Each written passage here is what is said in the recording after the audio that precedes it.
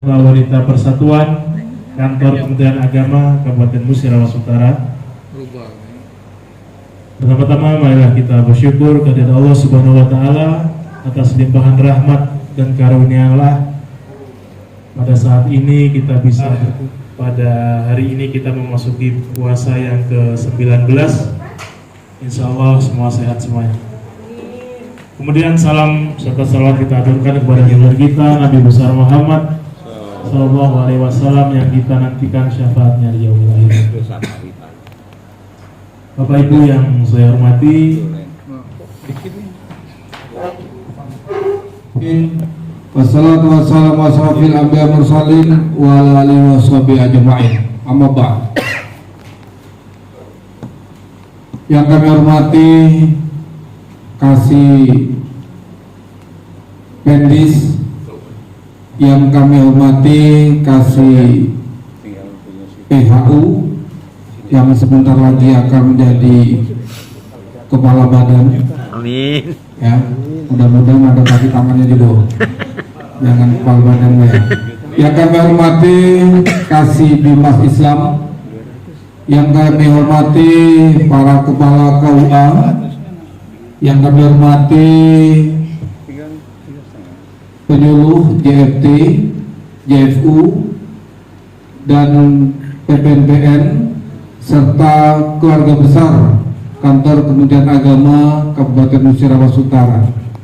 Pada kesempatan ini, marilah kita senantiasa memanjatkan puji syukur kehadirat Allah Subhanahu wa taala. Kita diberi karunia kesehatan, kecepatan, yaitu dalam rangka kita melaksanakan kegiatan kita, yaitu silaturahim antar keluarga, yaitu keluarga besar. Assalamualaikum warahmatullahi wabarakatuh. Waalaikumsalam warahmatullahi wabarakatuh. Innal hamdalillah nahmaduhu wa nasta'inu wa nastaghfiruh wa na'udzu billahi min shururi anfusina wa min sayyiati a'malina may yahdihillahu fala mudilla lahu wa may yudlil fala hadiya lahu. Asyhadu an la ilaha illallah wahdahu la syarika lahu wa asyhadu anna sayyidina Muhammadan abduhu wa rasuluh. Allahumma shalli wa sallim ala sayyidina Muhammad wa ala ali sayyidina Muhammad. Wa qala Allah ta'ala fi kitabil karim, a'udzu billahi minasy syaithanir rajim. Bismillahirrahmanirrahim.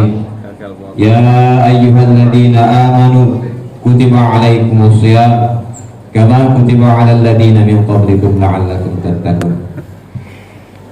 Hadirin keluarga besar Kementerian Agama Kabupaten Musirawas Utara yang dirahmati Allah Subhanahu wa taala. Sebenarnya banyak para kiai, banyak para ustadz, guru-guru saya di sini dulu ya. Cuma kebetulan saya hari ini jadwal kan. Jadi kalau sudah diperintah sudah baca lagi nak nolak. Aku juga. Hadirin yang dirahmati Allah Subhanahu wa taala. Saya hari ini pakai apa namanya? Salah sorban. Menuju wong dusun kami itu Cak Oma. Cak Roma, Roma Irama. Baca dak baca pokoknya ceramah. Oma. Oh, Ya, ceramah. Baca dak baca yang penting ceramah. Hadirin yang dirahmati Allah Subhanahu wa taala. Sambil mengulur waktu menjelang injury time, ayat yang dibaca tadi, ya ayyuhalladzina amanu kutiba alaikumus syiyam kama kutiba alal ladzina min qablikum la'allakum tattaqun. Mengingatkan kita bahwa yang disuruh, yang diperintah oleh Allah itu untuk berpuasa hanya orang-orang yang beriman. Jadi walaupun dia beragama Islam, dia tidak berpuasa tanpa ada halangan syar'i, berarti dia belum terkategori, belum tergolong orang yang beriman. Bersyukurlah, alhamdulillah, kita dapat menjalani puasa kita di bulan Ramadan ini. Hadirin yang dirahmati Allah Subhanahu wa taala, hari ini ada sebuah tema yang lama tapi agak baru tapi agak lama. Modern lah. Temanya tidak jauh-jauh. Karena kita ini ada di meja makan galau, temanya tentang makan. Nah, Hadirin yang dirahmati Allah Subhanahu wa taala, kalau kenyang lapar. fitrahnya manusia itu kalau dia lapar makan. Jadi balik-balik tentang makan, ada 3 bagian tubuh manusia. Ada 3 bagian tubuh manusia yang wajib yang harus dikasih makan. Jurus lah. Oh. Yang pertama yang biasa kita kasih makan itu kalau lapar bahasa dusun. Kalau lapar ya perut kita. Ya. Kalau perut kita lapar ya kita kasih makan. Untuk apa kita kasih makan perut kita? Untuk menambah tenaga. Untuk apa tenaga itu? Ya untuk menjalani kehidupan sehari-hari, untuk beribadah kepada Allah Subhanahu wa taala. Kalau ada makanan yang sudah dihidangkan, bahasa kata kita nak beribadah sholat, kata Nabi makanlah dulu. Jangan sampai kita sholat tuh bunyi perut, cerot, bunyi perut. Hai, hari itu makan ya. Jadi yang pertama bagian tubuh yang mesti dikasih makan yaitu perut kita. Tapi ingat kata pesan Nabi Shallallahu Alaihi Wasallam, kata Nabi, makanlah sebelum lapar, berhentilah sebelum kenyang. Jangan dibalik. Belum habis. Ya. Jangan makan sebelum lapar, nah, jangan dibalik lah pokoknya. Kalau kita makan setelah sangat lapar, makanya itu seringkali kita kena penyakit-penyakit lainnya. Karena kata Rasulullah seluruh penyakit itu bersumbernya dari perut. Hadirin yang dirahmati Allah Subhanahu wa taala, itu poin pertama yang perlu dan wajib kita kasih makan. Kalau perut kita tidak dikasih makan, kita zalim juga kepada perut kita. Di yaumil akhir kamu ditanya di perut, kamu ini lemahnya masuk surga, kamu zalim dengan aku di dunia dulu, aku nemana di lambat kamu kasih makan. Jadwal makan jam 12 kamu juga makan jam 3. Jadwal makan jam 7 malam kamu juga jam 12 malam. Ujung-ujungnya banyak yang penyakit di badan ini. Itu bagian dari perut di yaumil akhir. Hadirin yang dirahmati Allah Subhanahu wa taala, kemudian bagian tubuh kita yang mesti dan perlu dikasih makan itu yang kedua adalah hati. Ngapa hati nak dikasih makan yang macam perut? Hati itu ada juga laparnya.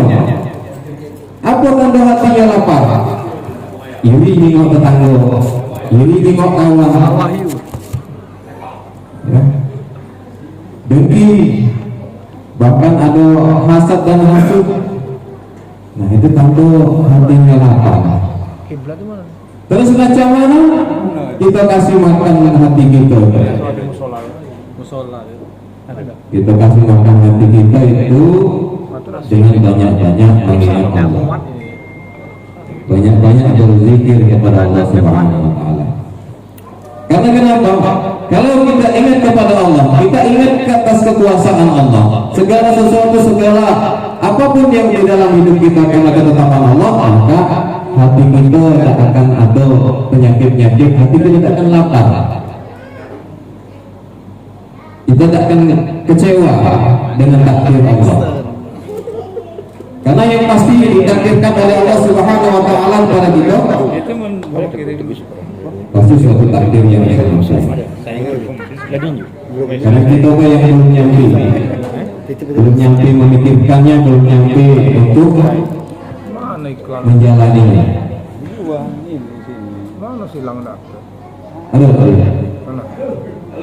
Halo. Bukan itu, halo.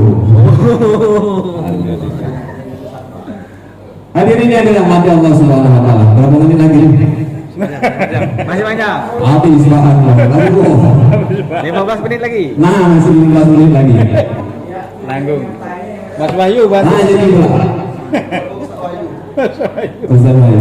Hadirin yang dimuliakan Allah Subhanahu wa taala, itu poin yang kedua. Kalau hati kita senantiasa kita berzikir, senantiasa kita ingat Tuhan, ingat Allah, maka tidak akan lapar lah hati kita. Tidak akan ada penyakit-penyakit hati yang muncul di dari diri kita. Kemudian hadirin yang dirahmati Allah Subhanahu wa taala, yang ketiga yang perlu dikasih makan, mesti dikasih makan di dalam tubuh kita. Nah, ini jarang dibahas oleh ustaz-ustaz maupun penceramah-penceramah lainnya. Yang perlu dikasih makan yang ketiga yaitu otak, isi kepala kita. Kenapa dia perlu dikasih makan? Karena otak itu kadang lapar. Apa tandanya otak itu lapar? Tidak dalam berpikir, malas berpikir. Dikit-dikit tengok masalah dalam kehidupan itu, ini puyeng. Bapak-bapak dikit-dikit ada datang kurir paket ke depan rumah, langsung pergi. Paket sapu datang. COD. COD besar dia. Peninggal karena berada.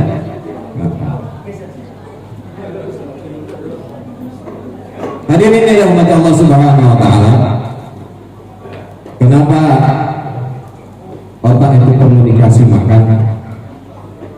Ya karena tadi dia juga kan lapar, sama macam perut kita. Macam mana kita mengasih makan otak kita tadi? Kita kembali kepada ayat Allah yang diturunkan pertama kali. Apa bunyi lupa? Iqra bismi rabbikal ladzi khalaq. Ya. Iqra. Bacalah. Jadi dengan membaca kita itu memberi makan kepada otak kita. Ayo dengar. Para ulama terdahulu, sedangkan mereka jadi ulama itu beribu. Terus bagaimana kalau anak-anaknya belum baca-baca? Apakah harus diajari baca, suruh ngejo baca? Tidak juga. Cara mengasih makan kepada otak anak yang masih kecil itu, yuk kita bacakan. Kita bacakan cerita, bacakan dongeng-dongeng, bacakan kisah-kisah Nabi, bacakan rakyat. Kalau bahasa batu kucing ya ada tak rakyat? Ya. Dongeng zaman dahulu, bahasa musi. Jadi dengan dibacakan tadi, insya Allah otaknya terisi. Kalau otak sudah terisi, kalau otaknya sudah kenyang, bagaimana ceritanya? Kalau otak sudah kenyang, pikiran tenang, tidur tenang, asal tak katit tagihan. Coba ini. Asuran. Gantian surat. Bujang. Jadi Bapak Ibu yang dirahmati Allah Subhanahu wa taala, kebetulan juga banyak anak-anak di sini kan. Jadi kita yang punya anak, punya cucu, kalau pengen bukan kita hanya ngasih makan kepadanya baik, tapi hati dan otaknya dikasih juga makan, dikasih juga nutrisi, dikasih juga bekal. Agar apa? Agar dia tumbuh menjadi orang yang benar-benar berkualitas, orang-orang yang benar-benar soleh. Tidak hanya soleh secara fisik, tapi secara mental dan spiritualnya, secara pikirannya juga soleh. Kadang kita melihat ada orang yang ketika tumbuh dewasa, dia secara fisiknya soleh. Apa tanda fisiknya soleh? Pakai cakur lah kira-kira. Pakai apa namanya nih? Lupa. Cak oma tadi. Pakai sobat cak oma nih kan. Secara fisiknya iya soleh, cuma secara otaknya cak mana gitu? Salah ya. Atau siapa tadi ngomong salah? Toleh.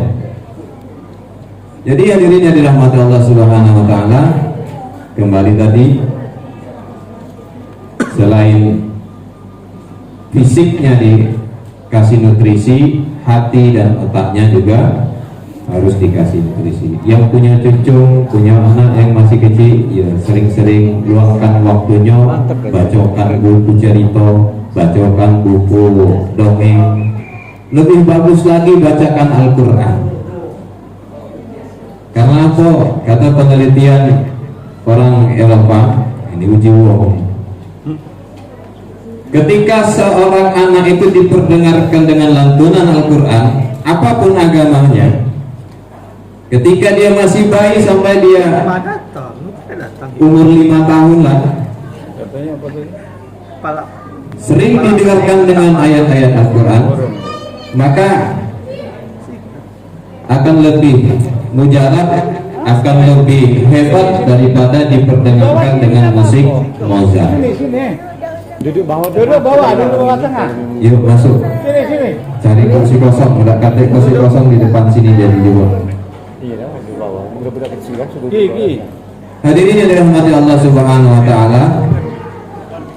Ri, berapa menit lagi nih? 10 menit. 10 menit lagi. Udah dapat kontrak belum habis. Belum habis. Ini. Ngomong. Nama tuh.